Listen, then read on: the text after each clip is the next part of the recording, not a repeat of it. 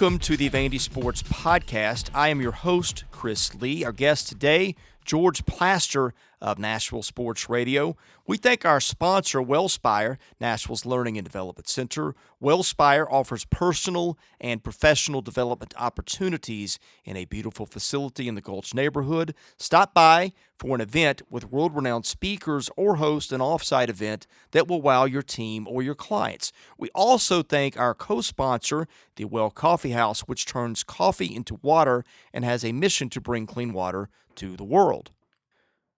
Today's news is presented by our friends at Sutherland & Belk, a Nashville-based injury law firm. Sutherland & Belk is committed to fighting for those who have been injured in car, motorcycle, and truck accidents. Check them out at sbinjurylaw.com. Well, some good news. Vanderbilt wins a basketball game, 78-70 over Southeastern Louisiana on Monday night. Max Evans has a career-high 16 points. The Commodores are now 5-1. Our guest line is brought to you by Boll & Branch, started by Vanderbilt graduates Scott and Missy Tannen. I have slept on these sheets for years. They're amazing. I had no clue how comfortable they were until I got them. They are fair trade certified, meaning they are made under safe conditions by men and women treated and paid fairly. Try them for a month. You can return them for free, but you won't want to. Once you get the sheets, try the mattress. That was voted best mattress of 2018. Go to bollandbranch.com. That is spelled B-O-L-L. Enter the promo code Vandy and get $50 off your first set of sheets. George Plaster joins me now. Of course, you know him as a longtime sports talk show host in the Nashville area. He, of course, now at Nashville Sports Radio. George has been the play-by-play voice of Vanderbilt football. And, George, before we get into messes, which you have plenty of experience covering, let's talk about snowfall for a minute, because I'm loving my day. I am out at my in-laws in Colorado, and since yesterday around 3 o'clock, we have gotten 15 inches of snow. Oh, man, I love it. I would love to see something like that here, except for one thing. I don't want to have to drive in it. I'm not a very good driver. They always tell you about people, it's not you have to worry about. Well, in this case, it probably is. I don't think Ms. Doris's kindergarten would be open today under these circumstances. No, and if so, buses would be running 2 hours late. And up in Kentucky, don't forget that Todd Christian and Muhlenberg would be closed. That was always helpful for me to know. Yeah. Oh, I've got more where that comes from. I bet you do. When this started yesterday, I just went for a walk for about an hour and a half, because when can you do this? I mean, and even for here, this is a big deal. They don't get this kind of snow that often, to where, they've already shut down schools in advance, and it's crazy. But I just went walking in it for an hour and a half, and it was about 30 degrees, and there wasn't wind, so it wasn't too cold. But I'm just soaking every bit of this in. It is phenomenal. And a great distraction from life where you are. I believe it. I remember, I guess it's been about 4 years ago, we had about a 7 or 8 inch snowfall here. And I did the exact same thing that you're talking about. Just took a walk out in it, because it's so peaceful, and it's such a pretty scene. And good for you, man. I'm jealous. Yeah, and my in-laws, out their back window, you can see for miles into the foothills of the Rockies, and it's fantastic. Of course, you can't see those today because everything's just white everywhere, but it's so neat. Yeah. My kids are loving it, and we'll go well, I think we're going to go sledding, although when it's 15 inches, you encounter some difficulties in getting from here to there. But anyway, that's the plan for today. And I guess the plan for now, man, where did we start? Because you and I did a podcast a week ago. I think from both what we were each hearing, we both thought Derek Mason was going to be fired or something along those lines. And I'm not kidding you, probably within 5 minutes of us releasing the episode, Malcolm Turner makes his statement and everything changed. Yeah, it was pretty amazing, the timing of it, because like you, it had to be in the next 10 minutes that all of that came out after we put the podcast out. And It's funny because the day before on the air, I had made the comment that if you're going to keep Derek Mason, then go ahead and just let us know it so that he stops twisting in the wind. And not that I think Malcolm Turner heard that, cared one way or the other. It's a tough decision. It's a decision that has not met very positively with the Vandy fan base. And I guess in the end, I'm not sure how this can have a good ending. But Derek Mason's proven me wrong before, so I've got to give him the benefit of the doubt. Do you think this was totally Malcolm Turner's call? No, I really don't. I suspect that somewhere in here, the interim chancellor probably was not willing to approve whatever the buyout was. I've heard anywhere in the range of 9 to 15 million, which is a lot of money, but it's part of the price of paying and of playing in Power Five athletics.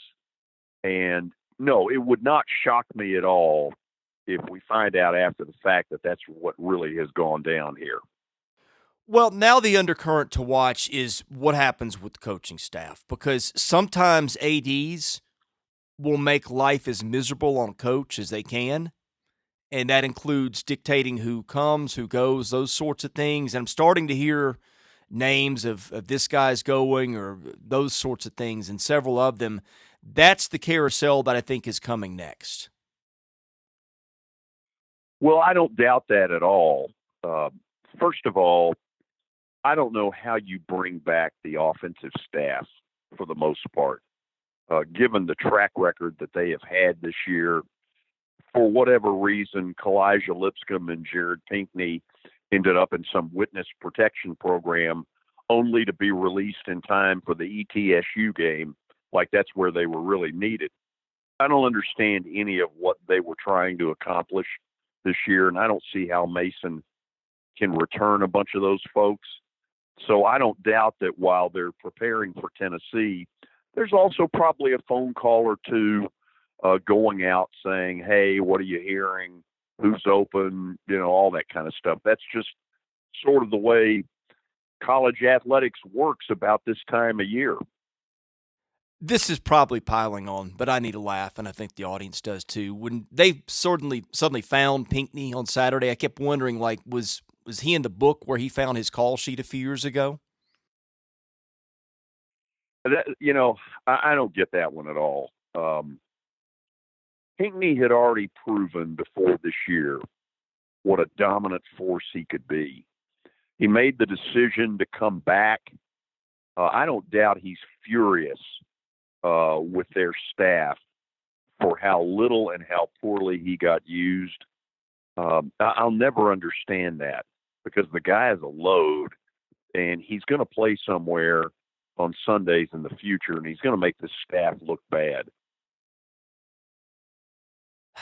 The long view is what Vanderbilt's got in mind. And for once, we have talked all along for years that they never have a plan. And it was clear when Malcolm took over, they didn't have a plan. There was no strategic plan for athletics. So on one hand, I very much applaud Vanderbilt for this, for thinking long term. And they have to. They should. And I think that Malcolm Turner and John Ingram and all those people are in a terrible position. And I think that they were all put there by David Williams and Nick Zeppos in some form or fashion. But the problem they have right now, and we've talked about this with the baseball strike in 95, when people start to let go and cut ties, it is very difficult to get that back.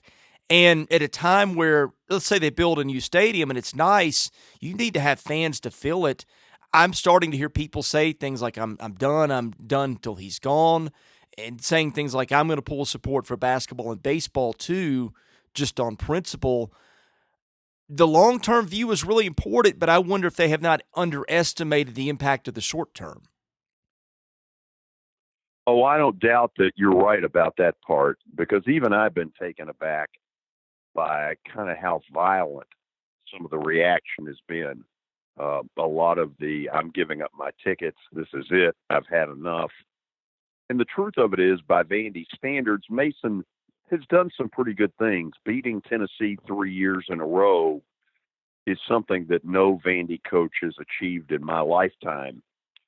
But the problem is a little bit what's being put out there, which is that Mason has not gotten it done because of facilities, that kind of stuff.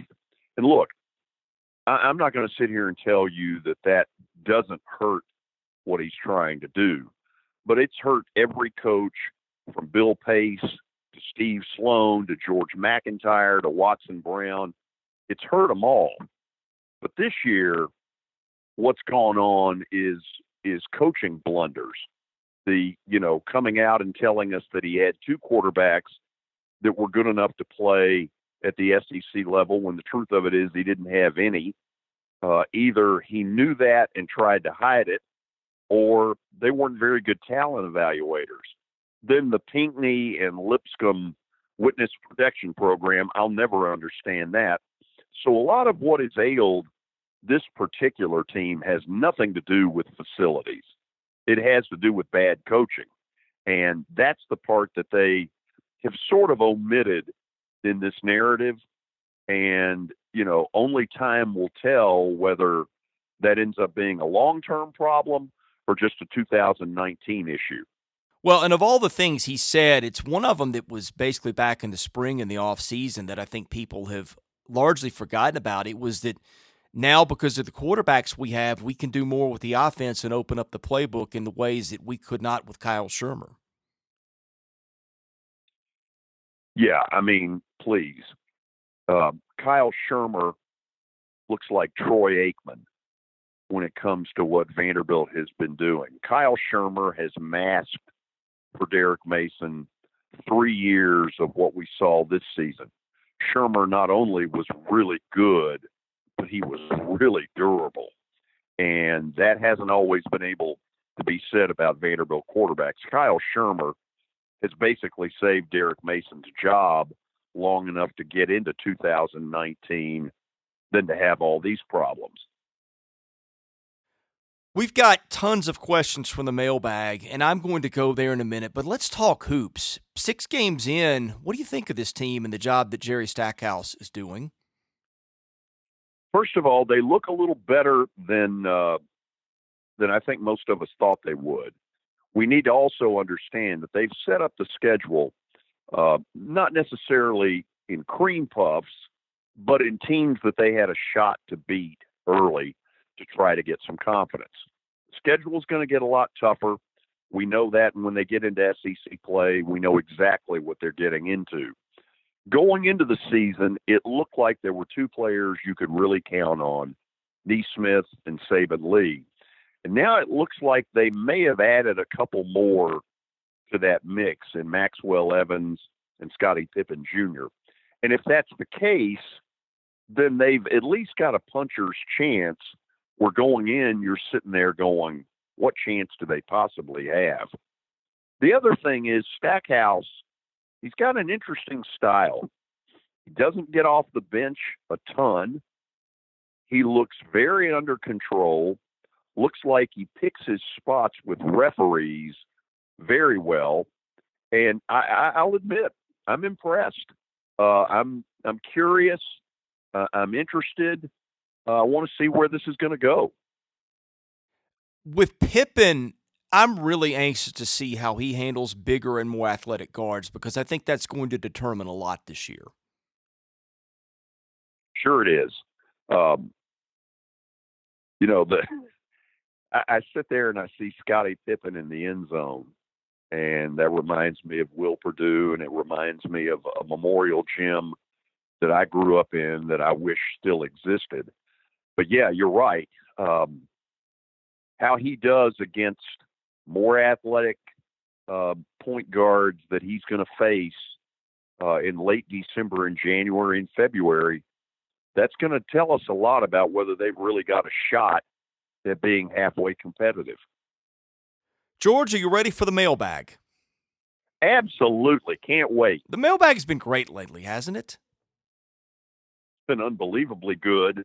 And what it does, a couple of times questions that have been thrown out on there you end up hearing again. It's called plagiarism, and you Yes. hear it again in questions I'll throw out to Watson Brown and Terry McCormick. Let's be clear, we are not above plagiarism here. Oh, good Lord, no. The mailbag is sponsored by Vanderbilt fan and independent insurance agent Josh Minton of Brentwood. Are you in the market for auto, motorcycle, home, renters, or landlord insurance? What about life or commercial insurance? Call Josh at 615-933-1979. Email him at josh at hqinsurance.com. Follow him at facebook.com/JD Minton HQ. He is my insurance agent. I hope you will make him yours as well, and please tell him you heard about it on this podcast. This one from Vandy Nash. Do you think that retaining Derek Mason was Turner's call, or do you think the chancellor had the power to shut that decision down? This is just a guess. I don't have any proof. My gut feeling is that this is probably more the interim chancellor. I don't know that, and I want to stress that I don't know that. I asked Malcolm Turner that question at one point, would this have been any different with a permanent chancellor? He said no. But, we've both been around the block a few times, or to quote one of my favorite lines, this is not my first rodeo. And I'm probably glad it isn't. Well, and I don't know. I don't think it was. Yeah, I go don't ahead. think it was totally Turner's deal. I don't know this for a fact either, but you and I know how the world works. I think a lot of lies are being told by people who don't want to tell them right now. Sure. And I mean, that doesn't make them bad people. It just means there's a lot of covering of you know what. Exactly. And like you said, I don't judge them for it because everybody's been put in a terrible spot. I mean, and if you cover the program now, like you're in a bad spot because how do you be honest with your audience intellectually but not pile on? Yeah, there's a fine line to all this, and I haven't always done a real good job at that. Well, if somebody's written a handbook for this, then I need to get that right now. Right. I don't think it exists. Harley Hawk 44 says, what's it going to really take for Vandy to change its culture about sports? And do you think it will ever spend the money for the resources needed to become competitive in the SEC? Or should we just quit dreaming? That's a really good question. My guess is that a lot of this will depend on the leadership of a new chancellor, whoever that person, he or she may be. For athletic purposes, for athletics' sake, they need somebody who's halfway interested in it, because that's been a path for Vandy that hasn't gone well. I think we all know Zeppos, it was just simply lip service. I think the only one in my lifetime that's really cared is Gordon Gee. And unfortunately, he wasn't here long enough to make the kind of impact that I wish he would have. Pedor says, you think Vanderbilt should renovate its current stadium or build a new one? Where would it play if it built a new one? I don't know. There was kind of a secret plan 5-10 years ago to take that long parking lot where people tailgate, what I guess it's up on Natchez, that there might be a scenario to build a stadium there. My guess is they're going to go with the renovation kind of deal. Not that they'll necessarily add seats, because there's no reason right now to think they need to add seats. It's probably more in the area of cosmetics. That might not be the right word, but luxury suites, chair back seating, amenities. I guess that's a good word. Somewhere in the 35 to 40,000 seat range, to make the experience of going to a game better, because we all know when that's a full stadium, it's a very uncomfortable stadium, and I don't think anybody would argue that point. Mr. Vandy says, what would be done, or what would the first thing that you would like to see done with upgrades be? Well, if they're going to do it all in one fell swoop, I think a lot of what I just put out there, but I think a lot of upgrades of restrooms, concessions, widening of concourses, the kind of stuff that you get at a lot of places that, have much newer facilities. To pinpoint one, I'm not sure is fair, because I think if they do anything, they're going to do it all at one point. Dorfan adds to to that question with this. If you have a blank check, what do you do first, second, third, etc.? And this is a long list of things, so we need to go circle back to some of these. We will, but these are the options we have been given. New stadium or complete rebuild of Vanderbilt Stadium, you choose. Facelift of Memorial or GASP, new facility, you choose. New football locker rooms and training/rehab facilities/lounge areas. New football weight room, revamp the indoor tennis facility so it doesn't leak, or expand Hawkins Field and or cover the infield seats. I'm happy to repeat some of these later. That's a lot of stuff. Where do you start if you're That the is AD? a lot of stuff. Well, I think the first thing they have to decide is whether it's football facilities or football stadium. And it sounds to me like they're leaning toward football facilities, to sort of use the Jordan Rodgers model. So let's just say for a second he knows more about it than I do. I'll go with what he's saying, that first thing they need to do is upgrade, football facilities. Then you get into the stadium. The thing about Memorial Gym, I cringe when I hear the concept of tearing it down and building a new gym. I don't think that's the answer. I think the answer is to modernize it, probably put air conditioning in it. It's a great old building. When it's right, it's a huge home court advantage for them. And I guess sentimentally, I don't want to give that up. Let's stick with Memorial for a second. I think there's a huge disconnect between what people like you and I who grew up in that gym, how we view it, and how people like Malcolm Turner, who did not grow up with that, or the previous staff of coaches, people like that view it. And I'll be honest, I was there the other night. I looked around like, this place really isn't very nice. What I think of it is based on being there as a kid and that building rocking like nothing I've ever seen. So I don't blame people who walk in and see it and don't think that much of it. I don't think that they will try to tear it down and build something else. That's been mentioned as a possibility. I think there would be a riot similar to to what is happening now if they do. But I think there's a middle ground in between where they can really give that a nice facelift and keep what makes everything special. I come back to a lot of stuff Coach Newton used to say. And one of the things he talked about was that to have a great basketball game, one of the things you need is a crowd. And it really hit me during the Austin Peay game, which was a pretty darn good basketball game, but had no crowd to it, that it was kind of dull. And, without the normal crowd and crowd noise, it doesn't have the excitement. So where am I going with that is that for the last 2 or 3 years, nobody's really seen a crowd. Memorial Gym has been reduced to what it has been. On game night in the old days, look, it's never been, a palace. But what it has been in the past was a snake pit if you were the visitor. And on game night, when you put 15,000 people in there, the way it used to be, when I was growing up, it was a tough place.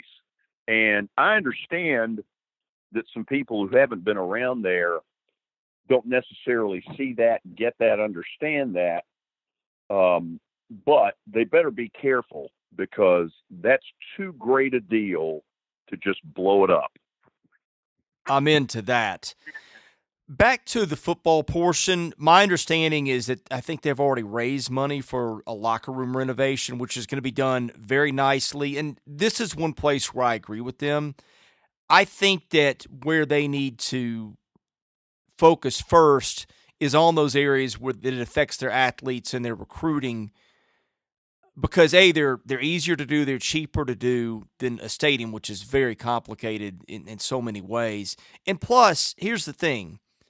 Nobody likes Vanderbilt Stadium, but let's face it, if they were winning 9 games again, your complaints about that would be a lot less than they are now. Yeah, but it's not like James Franklin, as good as they were, had that place packed every night. No, but my point is you can get in better players, and you can at least for a lot more bang for the buck, you can at least appease that fan base till you get some things right if you can recruit better players. Right now, nobody's happy about anything. No, I think they're in a tough position because people want to hear something definitive right now.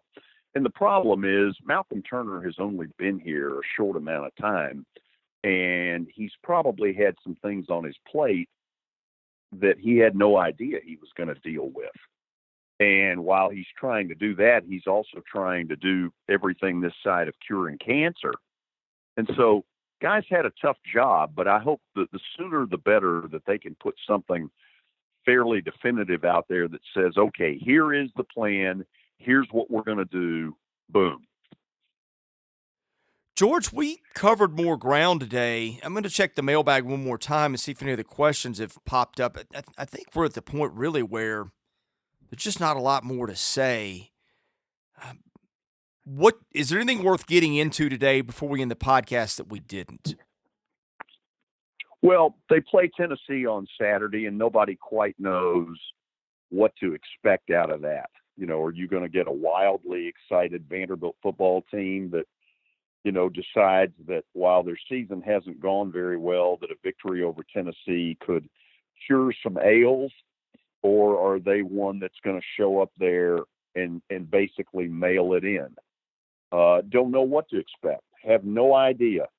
I know in the past there have been some Vanderbilt football teams that have mailed in the Tennessee game. That has infuriated me in the past because I've always come with the belief that if you can't get up for your arch rival, then who the hell can you get up for? And that's always been that's been a real sore spot with me. So I guess all I'm saying is I hope they show up ready to play. I don't think they're going to win. I don't think they're good enough on defense to win. I don't think they're good enough on offense to win. But who knows? That's why they make you play the game. George, I appreciate you joining the podcast this morning. I will return the favor on your show this afternoon, I believe at 3 Central. Tell folks about your program, where they can find it, and anything else that you'd like to promote. Yeah, I'm on from 2 to 4 p.m. Monday through Friday on 560 a.m. and 95.9 FM. If you have trouble with the signal, you can simply go to the WNSR app, N as in Nancy, S as in sweetness, R as in, railroad. And Watson Brown, former Vanderbilt football coach, and Terry McCormick, TitanInsider.com, are alongside. And yes, Chris Lee will be joining us today around 3 o'clock to gloat about the snow. Hey, but before we go, though, seriously, happy Thanksgiving to everybody out there. Chris, happy Thanksgiving to you and your family. Safe travels back from the snow, and we'll do this again next Tuesday. Thank you so much, George. It's been fun. Can't wait. Happy Thanksgiving. Same to you. He's George Plaster of Nashville Sports Radio. I am Chris Lee, the host of the Vandy Sports Podcast. We appreciate you listening, and we will drop more episodes later in the week.